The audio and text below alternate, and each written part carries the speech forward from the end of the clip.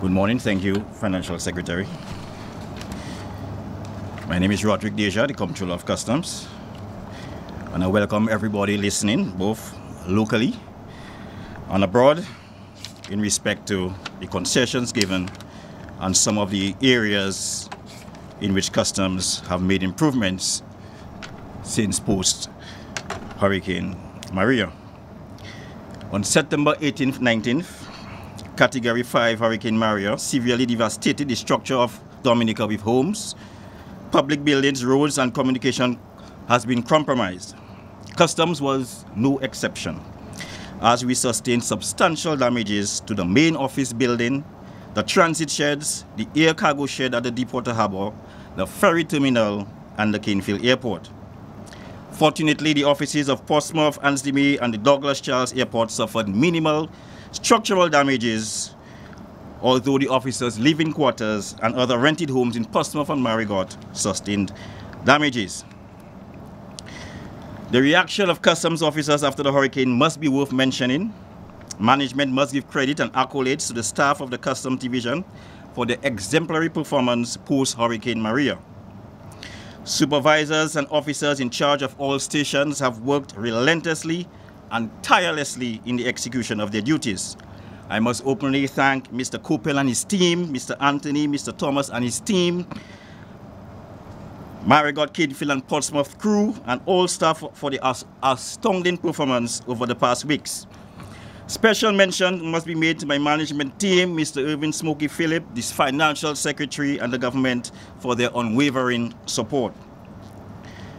I would also like to thank the Trinidadian Police for completing roof repairs on our essential Asikuda building, and hopefully they can extend their services to other areas of need. I just want to clarify one thing. Mention must be made to differentiate the organizations working at our various ports. Please note that DASPA is a separate entity from Customs. Mr. Badul is the CEO of DASPA, and the Comptroller of Customs head the Customs Division. DASPA is the custodians of all cargo landed at all ports, and locating and securing of cargo remains one of their paramount responsibilities. Customs, on the other hand, are mainly responsible for the examination of cargo, collection, and protection of revenue.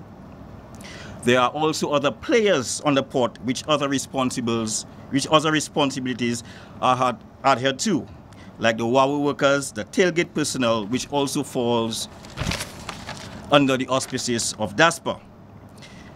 Yet I'm smiling. Any issues which may occur, the general consensus is that Customs appear to be taking the rap of any negatives surrounding the port.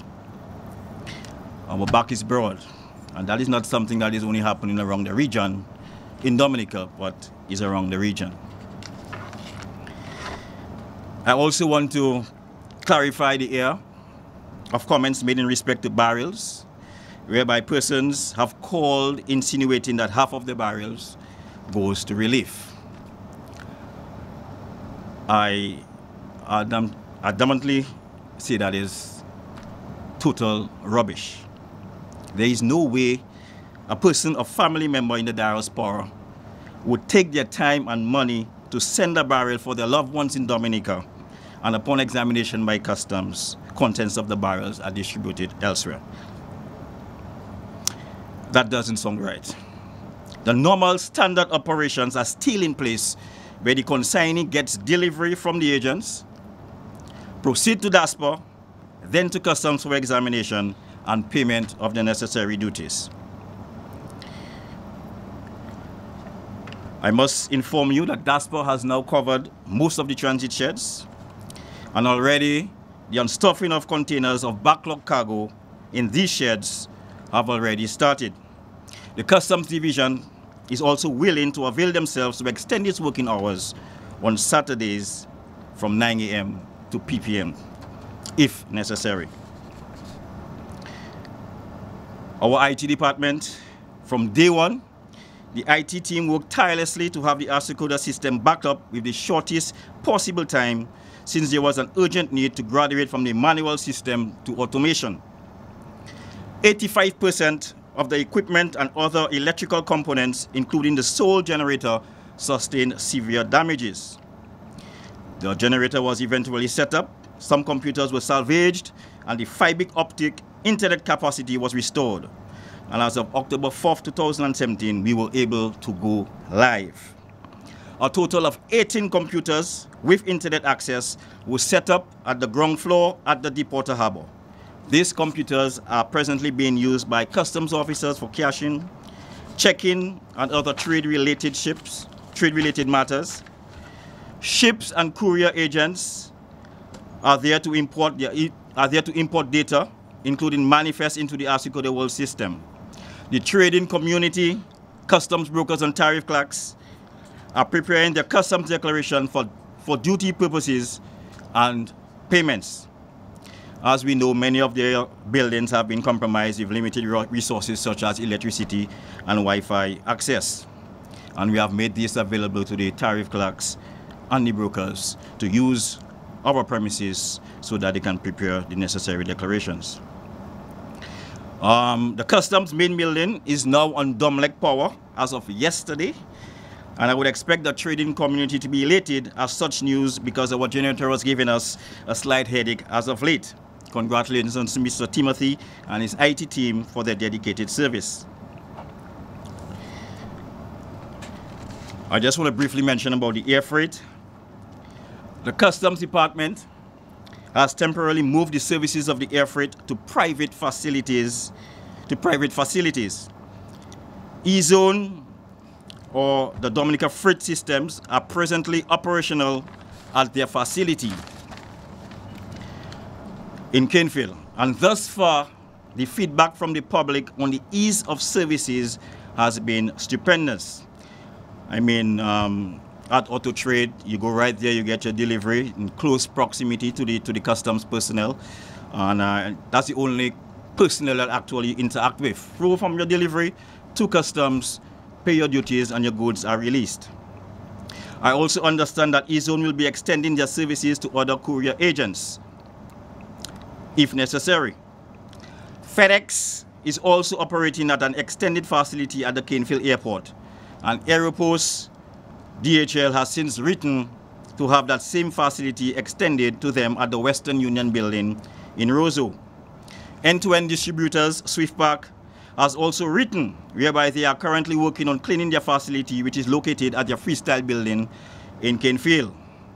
A positive initiative for the future on simplifying measures to deal with the vast majority of courier imports that we currently have on island. Section 153 of our Customs Act gives the Comptroller of Customs the power to require provisions of these facilities. I would also like to add, so let me go mention, come back to this. Presently, I'm just going to talk about the disaster relief supplies, which Cabinet approved. And there's a list which should be considered in terms of the relief supplies that was waived by Cabinet. And when we're talking about non-commercial imports, we refer to items such as foodstuff, clothing, linen, mattresses, and I will add the mattresses is 3 per household. Toiletries, domestic refrigerators, 1 per household. Domestic stoves, 1 per household. Water pumps, generators, 1 per household. On the generators, any generator imported that is more than 20,000 kVA, you have to get a permit from the IRC to operate. There's also portable air condition units limited to business houses, companies, and agencies. Chainsaws and tarpaulins. A waiver of import duty, value-added tax, custom service charge, and environmental surcharge shall be applied to all relief items from organizations to organizations. Example, from Digicel overseas to Digicel here, those duties and taxes will be waived. Friends and families to friends and families. My mother is sending some stuff for me. The waiver of duties will also apply.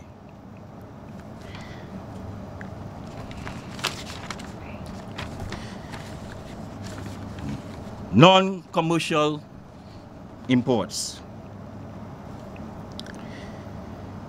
Cabinet waived items for non-commercial import for construction materials and foodstuff. They have waived the import duty and the value-added tax, and persons are expected to pay the customs service charge and the environmental surcharge. Please take note of the following items. I'm speaking about commercial items. That duties only applied, that the duties applied will be only customs service charge and environmental surcharge. The items broken down are building blocks, bricks, cement, lumber, plywood, plastic tiles, ceramic tiles, panels, partitions, boards, ceiling tiles, panels, partitions, boards, ceiling tiles as of a different material, galvanized sheets and capping, plastic guttering, steel rods, PVC pipes, electrical conduits and fittings, steel tubes and pipe fittings, copper tube and pipe fittings, taps, faucets, valves, plastic sanitary baths, sinks, lavatories, wash basins, bidets, steel, also of steel, instead of plastic. The same applies to plastic and ceramic, aluminum. Then we go ahead to plastic windows and doors, wooden windows and doors, steel windows and doors, aluminum windows and doors, plastic water tanks, steel water tanks, aluminum water tanks, nails, screws, electricals. The electricals is under some subheading, which includes lamp fittings, bulbs, switches, fuses, junction boxes, plugs, connectors, and other articles. Locks, hinges, water heaters, paint, varnish, and solar panels.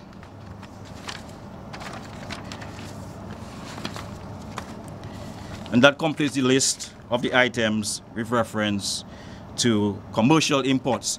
And I also must mention with reference to foodstuff, commercial is exempted from paying the import duties and VAT, and excluding alcoholic beverages. So that's a wide variety of foodstuffs, basically from chapter customs, from the tariff chapters 2 to 22. So that's a whole broad amount of items when you see you make that general mention of foodstuffs.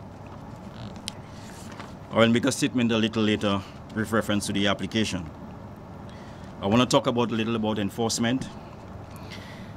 The Prime Minister has seen it fit to relieve duties on non-commercial and commercial cargo for an extended period of time. I would like to inform the general public that not because duties have been waived that the Customs Division is expected to let the guards down.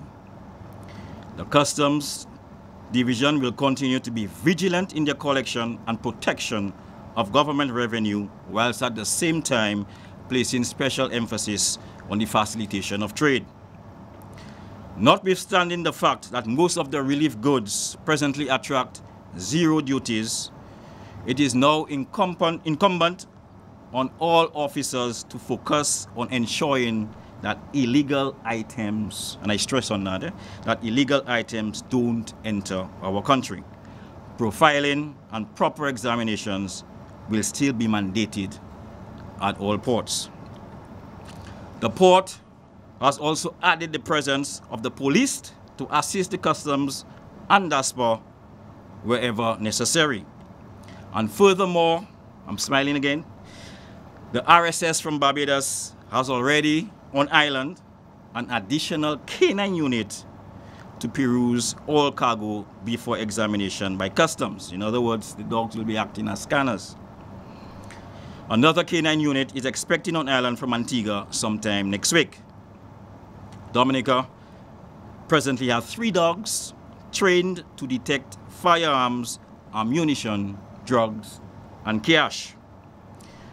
Therefore, I am appealing to all persons wherever you are located to refrain from attempting to ship any illegal items in barrels or boxes.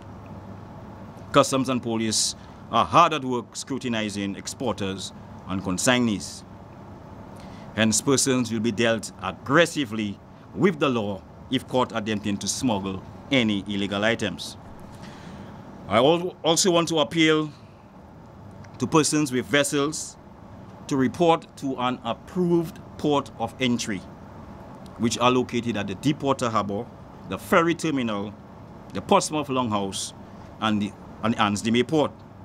There have been several reports of alleged vessels arriving from neighboring countries, docking straight into non-customs areas and unloading goods without customs approval. Patrols have now been ongoing, and if caught, vessels and contents will be seized and violators will be prosecuted.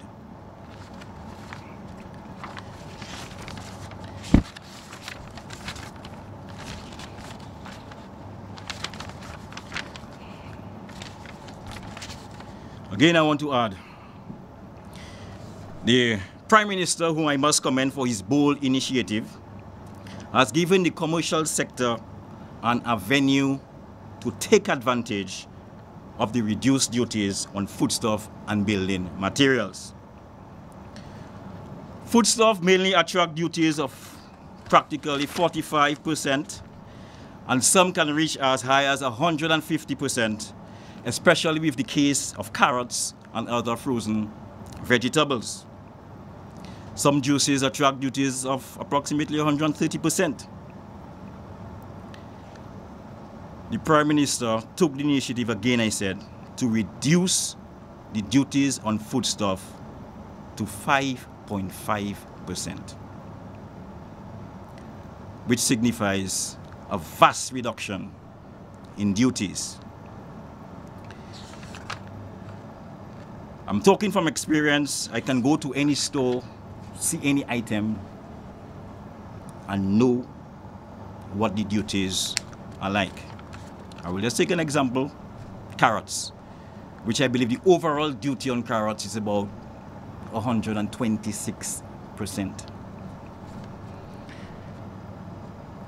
The duties now have been reduced to 5.5%. I am trying to understand the reasons why I would not expect carrots to drop in price. To me, it makes absolutely no mathematical sense. We have things like grapes and apples, the duties is almost 70%. And as I said, the basic food items, a lot of them is about 45%. I would expect, I'm not sure if it's happening yet, that prices on the shelf, as the Prime Minister indicated, should go down. I would expect the businesses to capitalize on these reduced rates and be passed on to the consumer. And consumers, again, are asked to guard themselves over the gouging of prices on these food items. Finally, I would like to thank the general public for their patience and support as we continue to rebuild this beautiful nation as one family. Thank you.